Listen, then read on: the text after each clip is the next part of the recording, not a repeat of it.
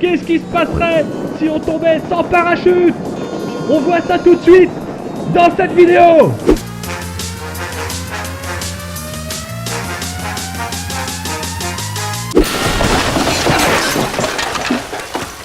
Qu'est-ce qui se passerait si on sautait d'un avion sans parachute?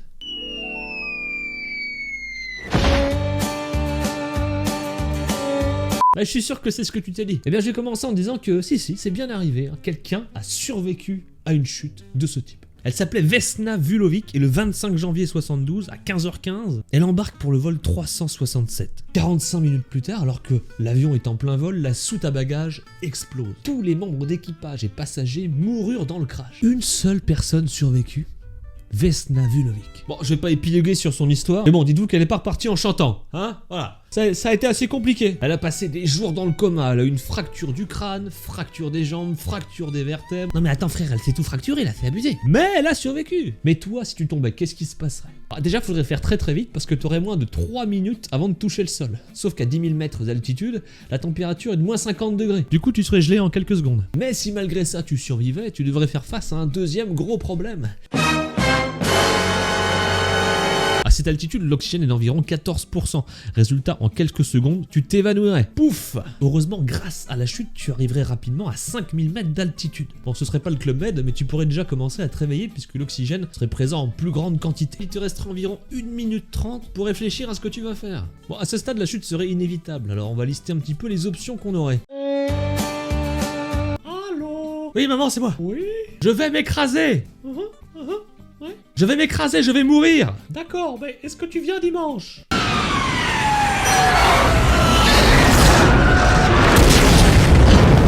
Ah, c'était le petit, ça a coupé. Bon, le téléphone, on va oublier. Numéro 2, préparer son atterrissage. Pendant que tu chutes, il faut savoir que tu atteindrais très rapidement ta vitesse terminale. Alors la vitesse terminale, c'est quoi? Bah c'est tout simplement la vitesse maximale que tu peux atteindre lors d'une chute. Généralement, cette vitesse tourne autour de 200 km/h. Ouais, ça va très vite. Alors pourquoi je te dis tout ça? Parce que cette vitesse va jouer un grand rôle sur les dégâts que tu vas subir. Alors évidemment, si tu atterris sur la tête, sur du béton, bon, on va faire du smoothie avec ton cul. Voilà.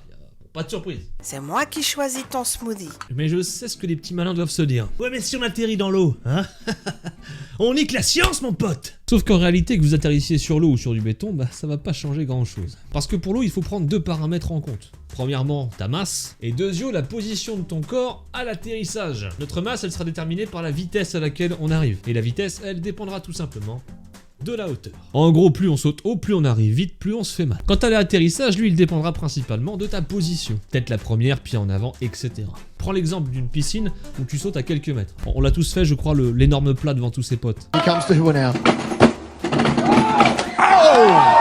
Magnificent!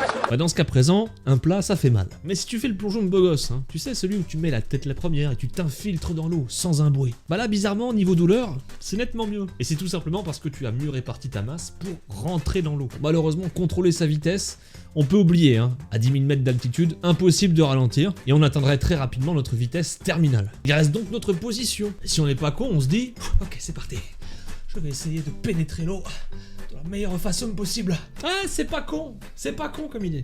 Mais ça changerait rien. Bon, dans le pire des cas, tu finis comme ça. On va pas se mentir, hein, tu seras pas champion de course à pied, voilà. Je me sens un peu comme le docteur Connard aujourd'hui. Vous savez, c'est le mec qui vous donne un espoir et puis, juste derrière, il vous le reprend. Bonjour, je suis le docteur Connard.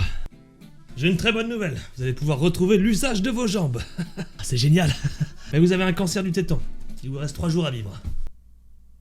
Ah, par contre, demain, ils annoncent un super temps. 25 degrés, soleil toute l'après-midi. Oh putain. Mais dans l'après-midi, gros orage. Ouais. Temps dégueulasse, pluie torrentielle, tornade. On va tous crever. Bon alors en moyenne, si tu sautes assez haut, hein, par exemple d'un plongeoir à 5-6 mètres, tu tombes à une vitesse d'environ 40 mètres par seconde. Bon, ça pique un peu, mais ça va. Mais si tu tombes d'un avion à 10 000 mètres d'altitude, tu arrives à 200 km/h. Imagine l'impact que ça va créer quand tu vas toucher l'eau. Willst du noch eine Rede halten? Hand hoch. Alles da, bis da. Das kann ich mir gleich geben, ich ziehe mich da gleich sofort raus. Warte, ich filme das Wasser, warte. Eis hier überall. Ja, da. Egal, überall rein. In der Mitte am besten da. Ja. Ich will nicht mal gucken, nicht dass das zu hart ist. Nicht drauf? Ja.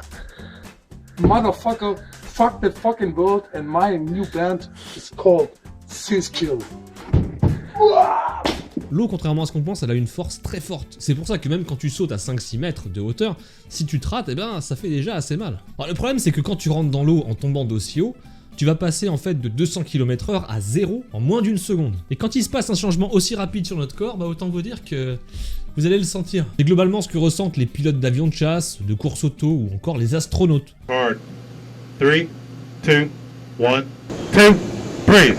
Drop the shoulders, breathe. Boum! Le mec est passé de 25 ans à 90 en 2 secondes. Cette puissance qu'on va ressentir, on va la calculer en G. Si on est optimiste, on peut dire qu'un humain peut en supporter globalement jusqu'à 100. Si c'est extrêmement bref. Je précise extrêmement bref parce que je sais qu'il y a des thugs qui vont dire 100 V c'est rien du tout, moi j'encaisse 200 V mon pote. Ah ouais? Tu te rappelles la vidéo qu'on vient de voir?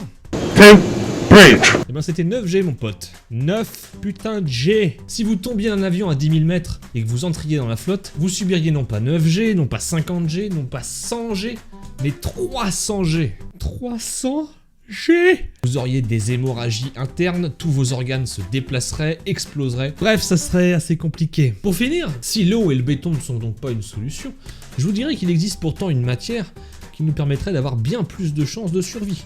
Une matière qu'on trouve d'ailleurs en grande quantité partout sur la planète. Mais ça, ce sera dans une prochaine vidéo. Alors restez connectés et activez la cloche. Parce que sans cette magnifique cloche, vous avez une chance sur 10 d'être averti lors d'une prochaine vidéo. Ah, YouTube est bien fait. Si vous avez une question existentielle comme celle d'aujourd'hui, n'hésitez pas à la mettre en commentaire. Et je la traiterai peut-être dans une prochaine vidéo.